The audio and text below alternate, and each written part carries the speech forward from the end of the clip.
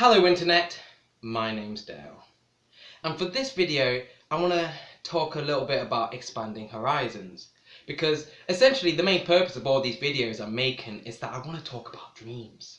But if I go in straight away and start talking about what I really want to talk about, you're going to turn around to me and say, Dale, that sounds ridiculous! Right? You will. I know this because that's what I did until I was presented with certain types of information.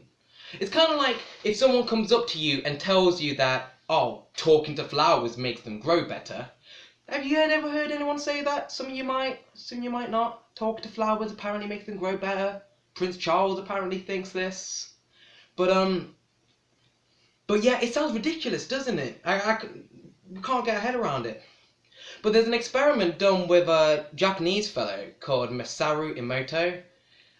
I believe this experiment was originally done by a woman, but he just gets the credit. But the experiment is, I want you to picture 5 scientists. Oh, and I'll put links in the description below. I'm going to start getting better with my referencing, so if you're interested, check it out. But I want you to picture 5 scientists, right, sitting in a row, each with a glass of water in front of them.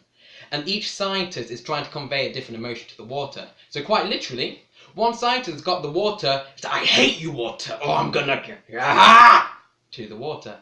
Another scientist is, oh, water, I love you, I appreciate you, thank you, water. And pretty much each scientist is trying to convey a different emotion to the water. They then take the water and get a really powerful microscope and they look at the molecular structure of the water, right? And the water that was being shouted at, its molecular structure looks like this black mess of chaos, right?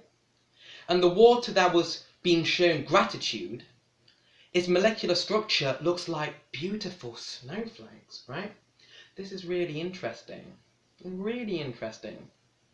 Suddenly, things like holy water, or even my first statement of talking to flowers makes them grow better, with this one little piece of science fact, that sounds less bogus. It sounds less ridiculous. It's like, is this real? And check the description. Check the links in the description below, because at the end of the day, you need to make up your own mind. That's another thing I'm going to keep talking about in this video. Your mind, right? What you think. So so I want to give another experiment just to expand the horizons, because essentially I'm going to need to keep doing this before I can talk about what I really want to talk about. I'm just using this video to give 2 examples that might not be commonly known. The second example is called the 2 Slit Experiment, and I swear, this will get you into quantum physics, or at least I hope it will. It certainly got me into quantum physics. But I'm definitely going to put the link in the description below, albeit it might be quite patronizing. It's a bit of like a cartoon, but but it's still a great video. I'm not going to talk about the experiment. You can check it out when you watch the video. But essentially what the experiment discovers is the nature of subatomic particles. The nature of subatomic particles. Pause for a second. The carbon atom, the atom that makes up of people, is made up of 6 protons, 6 electrons, and 6 neutrons. 666. Mark of the beast. I love these fun coincidences. They're everywhere.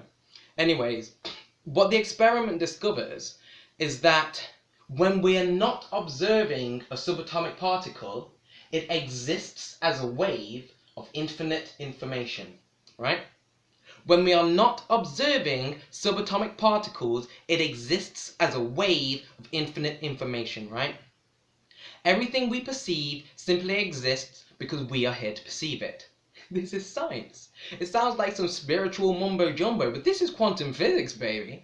But the problem with quantum physics, as you will find when you check the descriptions or when you check the links, why do I keep doing that? You'll find that science says a lot, right? Whereas the emotional, spiritual, religious persuasion, they'd probably say something like, if a tree falls in a forest and no one's there to hear it, does it make a sound? I thought I was being dead clever when I heard this. I was like, yeah, of course it makes a sound. It's just no one's there to hear it. But no, science fact. It doesn't make a sound if no one is there to hear it. This is nuts. But the problem we have is science rams information down your throat, and religion doesn't ram enough information down your throat. This is the problem I have. But I hope you check these experiments, honestly, And I hope it's made you think, what the fuck, reality? What the hell's going on here? Because I'm going to have to do a lot more of this, and probably a few more videos of some of the information to show why I think what I think before I can start talking about dreams. Because I really want to show people how we can use dreams in our everyday lives and how they can be very helpful. This is the point of my videos. And hopefully I can start talking about that in the next one, in the next video. So, have a brilliant day. And if you listen to this, I love you. Peace!